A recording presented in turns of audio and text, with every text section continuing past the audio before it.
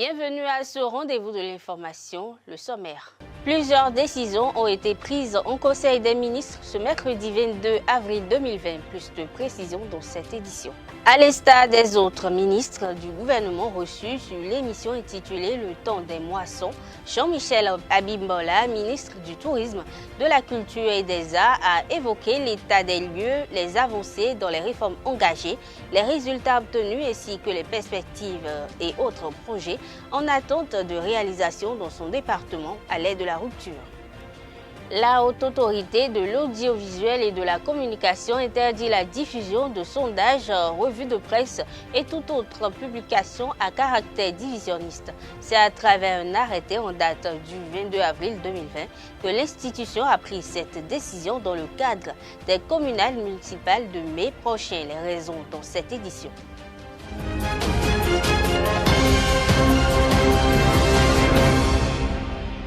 Bonsoir à toutes et à tous. Les membres du gouvernement ont tenu le Conseil des ministres ce 22 avril 2020. De cette rencontre sont issues plusieurs décisions. Des mesures normatives, on peut retenir la réquisition de plages horaires sur les radios et télévisions dans le cadre de l'organisation de la campagne en vue des élections municipales et communales du 17 mai 2020 par voie médiatique.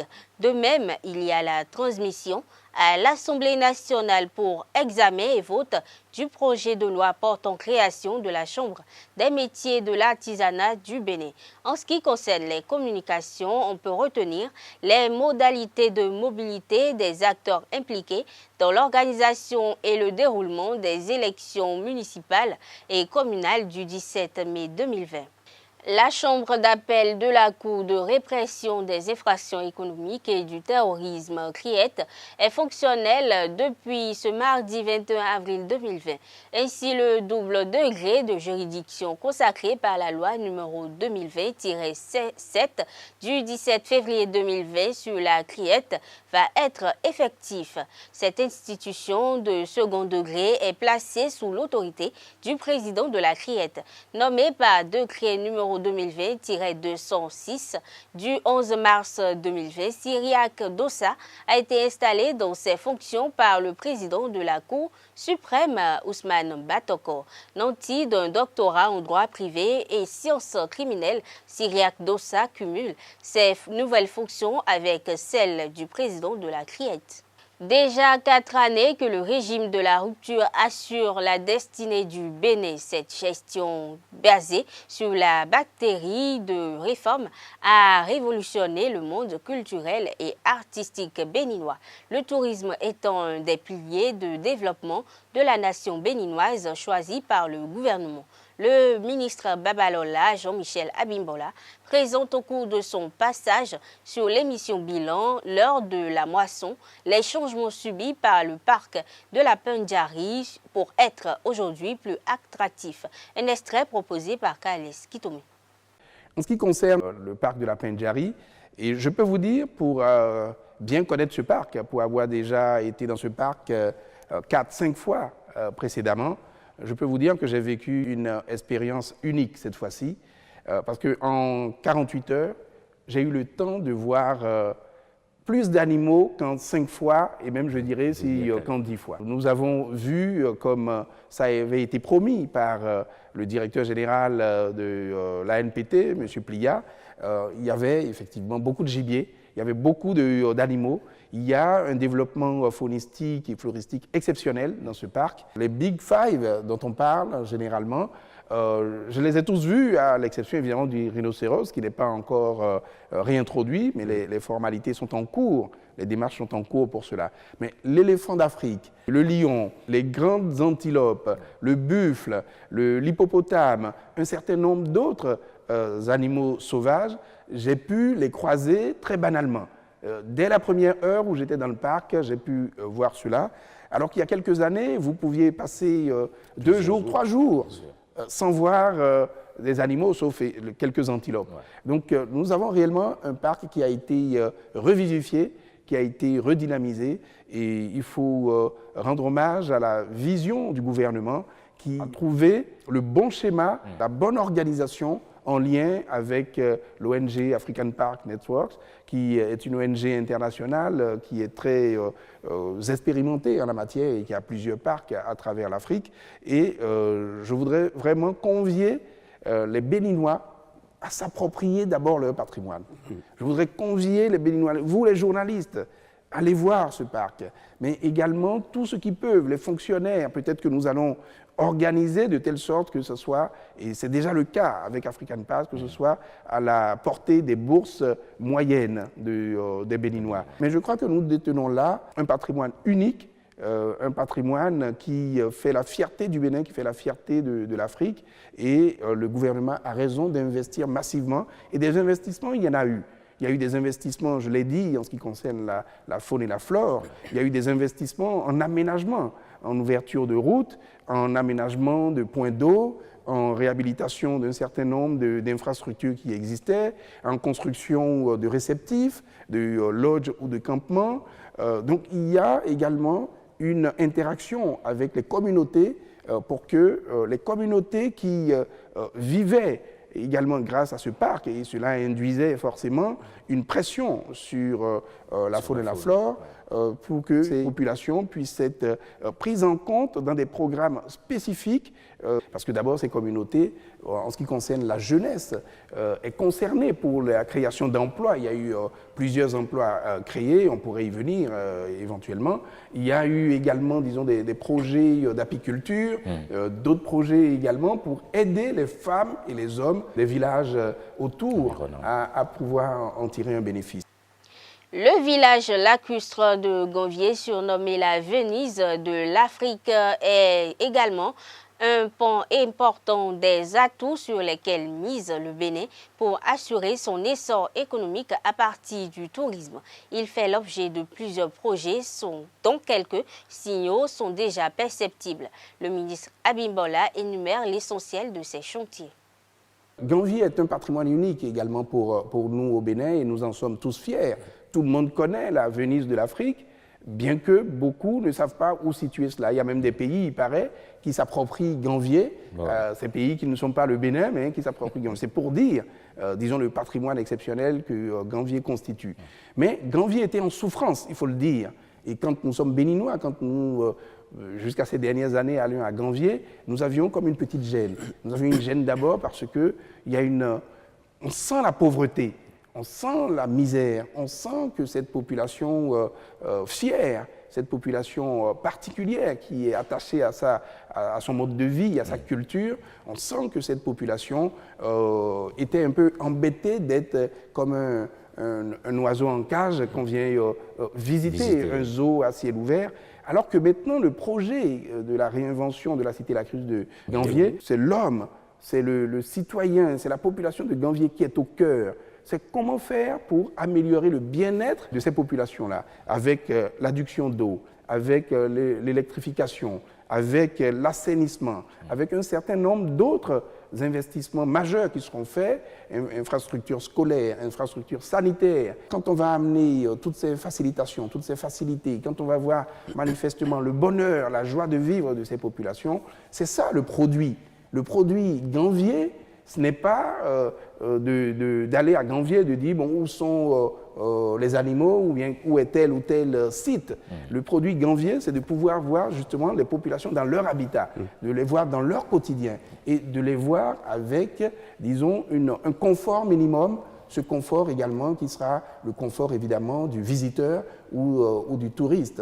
Donc c'est cet investissement important qui est fait avec l'aide, il faut le dire, en ce qui concerne Ganvié, de la coopération française à travers l'AFD, puisque, entre autres, il y a beaucoup de projets, comme je le disais, socio-communautaires pour pouvoir hisser, réinventer cette cité, mais la réinventer à l'identique. Il ne s'agit pas de dénaturer Ganvié, il s'agit d'assainir les eaux, il s'agit d'ouvrir les chenaux, il s'agit d'avoir un système, les études vont être lancées incessamment, d'assainissement, parce que jusqu'à présent, il n'y a pas d'assainissement général à Ganvié. Il n'y a pas d'adduction d'eau à Ganvié. Il n'y a pas d'électrification générale à Ganvié. Le collège de Ganvié sera reconstruit avec plus de 16 modules de classe, etc., etc. Donc le gouvernement va mettre le paquet pour que nous soyons fiers tous ensemble.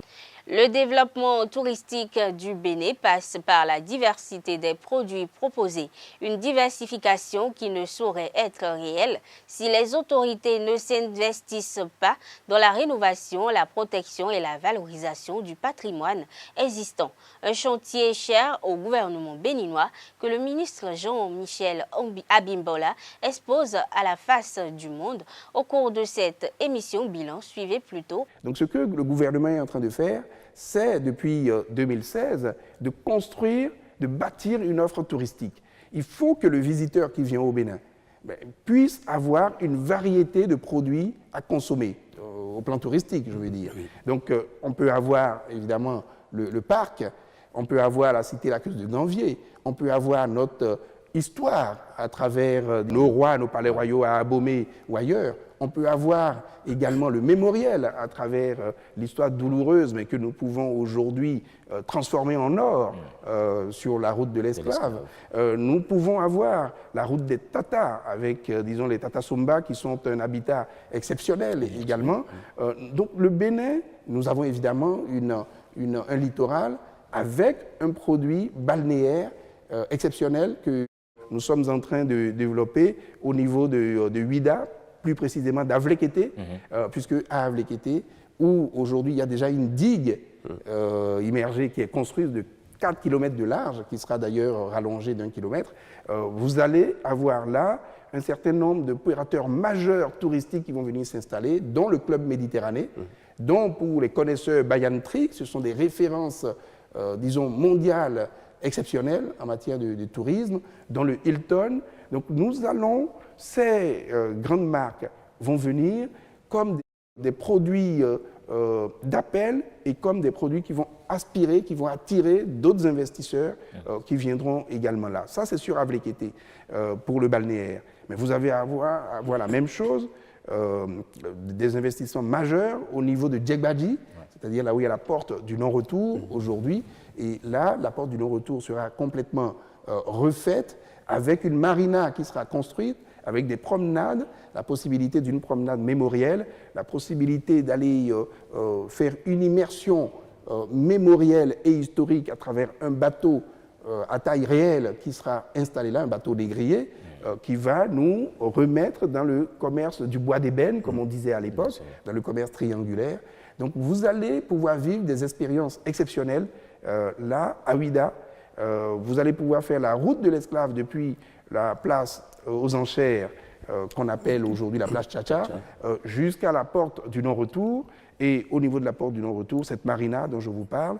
Dans Ouida, au cœur de Ouida, vous avez la réhabilitation du fort portugais, mais également certains investissements au niveau du fort français. Au niveau du fort portugais, vous avez la réhabilitation de la maison de maître, cette maison coloniale du gouverneur. Mais vous avez également, là où il y a aujourd'hui un théâtre de verdure pour ceux qui connaissent, on va créer un musée qui va s'appeler le Musée international de la mémoire de l'esclavage, le MIME, qui va être un musée moderne, aussi moderne que ce que vous pouvez trouver en France, aux États-Unis ou ailleurs. Donc, Ouida va être réellement un pôle de concentration d'investissement touristique. Il en sera de même en écho sur Abomey, où sur Abomey, le site palatial des rois d'Abomey sera totalement réaménagé, où nous allons construire là, le gouvernement va construire le musée de l'épopée des Amazones et des rois du Dahomey. Donc là également, si vous connaissez le site, c'est 47 hectares. Ces 47 hectares seront largement reconstruits avec un musée moderne qui va justement conter cette histoire de nos rois. La Haute Autorité de l'Audiovisuel et de la Communication HAC a rendu public ce matin à son siège la décision numéro 20-022/HAC du 22 avril 2020 portant réglementation de la campagne médiatique pour les élections communales du 17 mai prochain. 26 articles qui régissent les activités des médias et journalistes, ainsi que des 5 partis politiques en lice pendant la période préélectorale et électorale. Voici quelques points lus par Fernand Baguidi, premier rapporteur de la HAC. Conformément aux dispositions de l'article 46 de la loi, numéro 2019-42 du 15 novembre 2019 portant code électoral en République du Bénin, la campagne médiatique pour l'élection des conseillers communaux de l'année 2020 court du 1er mai à 0 heure jusqu'au 15 mai à minuit. Pendant la période sus-indiquée, les organes de presse, tant de services publics que du secteur privé, sont astreints sur toute l'étendue du territoire national à l'observation d'une plus grande rigueur dans la collecte, le traitement, la programmation et la diffusion de l'information. À cet égard, ils sont tenus de respecter strictement les textes législatifs et réglementaires régissant la profession ainsi que le code de déontologie et de la presse béninoise. Seuls les organes de presse retenus par la RAC sont habilités à couvrir la campagne médiatique des élections communales de 2020. Ils doivent assurer l'accès égalitaire aux partis politiques qui prennent part aux dites élections. Le genre d'intervention, à l'exception des débats sur les médias retenus, est laissé à la discrétion des partis politiques dans la langue de leur choix. Il dure 40 minutes par jour et par parti politique à raison de. Pour les radiodiffusions sonores, 10 minutes le matin entre 6h et 7h, 10 minutes dans la mi-journée entre 13h30 et 14h30 pour la rediffusion du message du matin et 20 minutes le soir entre 21h et 23h. Pour les télévisions, 10 minutes le matin entre 6h et 7h, 10 minutes dans la mi-journée entre 13h30 et 14h30 pour la rediffusion du message du matin et 20 minutes le soir entre 20h30 et 22h30. Les diffusions ont lieu les 1er, 3, 5, 7, 9, 11 et 13 mai 2020. Les rediffusions ont lieu les 2, 4, 6, 8, 10, 12 et 14 mai 2020. Toutefois, un débat d'envergure nationale d'une heure 30 minutes est organisé à la télévision nationale et relayé par tous les autres médias le 15 mai dans les mêmes tranches horaires.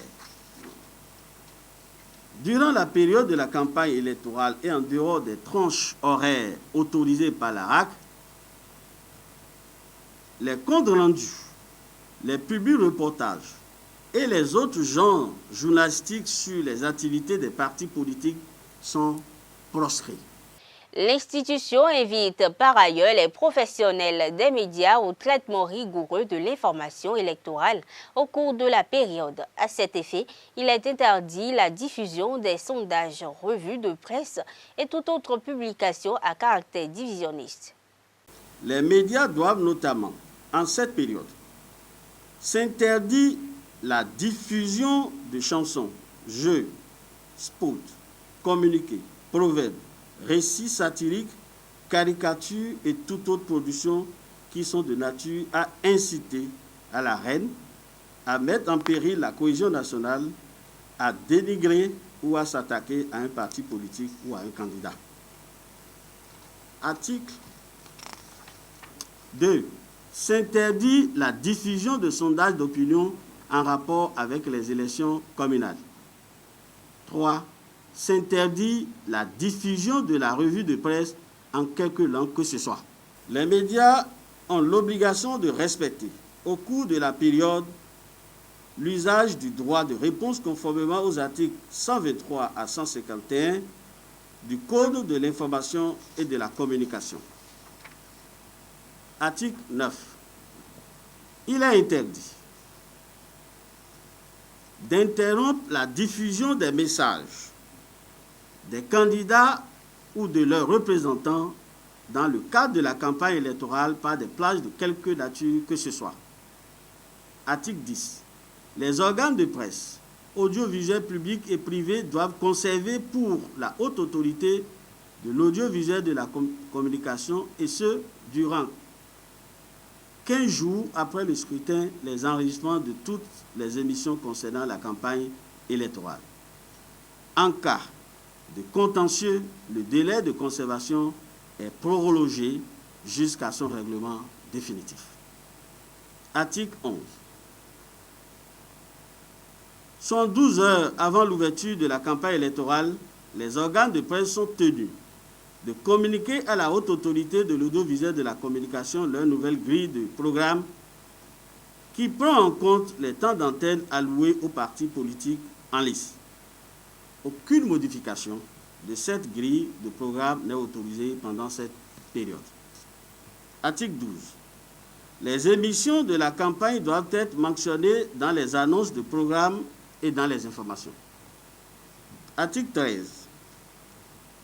À partir de la veille du scrutin à 0 heure, il est interdit de diffuser ou de faire diffuser, de publier ou de faire publier par quelques moyens de communication audiovisuelle ou écrite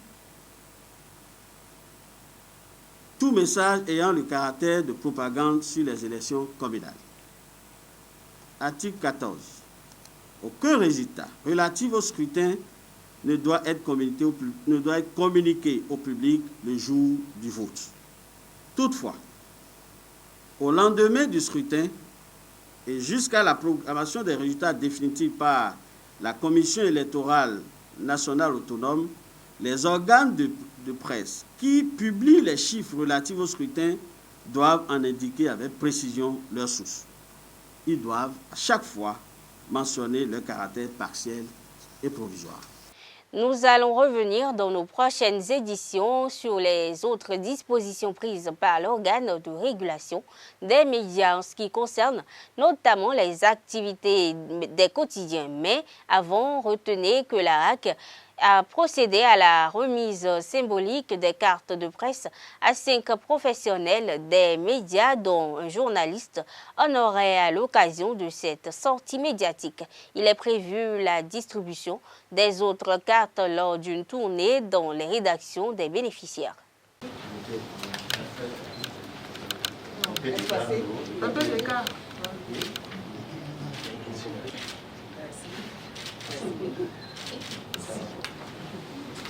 Monsieur Sossou Kofi. Merci Chips, appelé en français Navire de l'Espoir, est une ONG humanitaire internationale basée sur des valeurs chrétiennes dont la mission consiste à améliorer l'accès aux soins de santé dans les pays d'Afrique en voie de développement. Présente au Bénin, cette organisation internationale a soutenu le Bénin dans sa lutte contre la propagation du coronavirus Covid-19. Je vous invite à suivre le compte-rendu des dons effectués à cet effet. Merci Chip, le plus grand navire hôpital de l'espoir et de la guérison aux côtés du gouvernement béninois. C'est pour aider à gérer au mieux la crise sanitaire mondiale liée au Covid-19. Une cible de choix, le personnel de santé en première ligne dans le processus de prise en charge des malades du Covid-19. Merci Chip a effectué 5 missions au Bénin et donc les professionnels de la santé sont nos partenaires. Et donc c'est pour ça que nous avons pensé à eux et parce que nous pensons qu'il faut qu'ils soient protégés pour être à même de donner les soins les meilleurs aux personnes qui sont concernées par le Covid-19. Des équipements de protection individuelle très rares par ces temps, mais que l'ONG internationale Merci Chip a sélectionné pour sauver des vies. Notre organisation a voulu contribuer aux efforts que le gouvernement béninois a mis en place pour répondre à la pandémie du Covid-19. Parce que les populations béninoises ont une place de choix dans le cœur de notre fondateur, de notre président directeur général, de tout le staff international de nos 16 bureaux à travers le monde, de nos bénévoles, de nos volontaires et des équipages du bateau hôpital Africa Merci. Et nous sommes heureux de contribuer à l'effort du gouvernement. 2500 paires de gants d'examen, 4500 masques, 4500 charlottes à usage unique, 4500 paires de couvre-chaussures à usage unique, 300 surblouses, 300 lunettes de protection, un don apprécié et applaudi par le ministère de la Santé en présence du Bureau pays de l'OMS. Nous saluons très sincèrement le geste de M. Chip qui, ce soir, vient nous offrir du matériel de protection, des équipements de protection individuelle d'une grande qualité, des équipements adaptés au personnel de santé qui est en première ligne dans la riposte contre le Covid-19, personnel de santé exposé à la transmission de ce virus. Je voudrais donc, au nom du gouvernement et au nom du ministre de la Santé, vous remercier très sincèrement pour ce don. Un accord de siège et un partenariat entre Merci Chip et le gouvernement du Bénin qui renforce davantage les liens au grand bonheur des Béninois. Mesdames et messieurs, c'est tout pour ce rendez-vous de l'information. Merci de l'avoir suivi. À bientôt.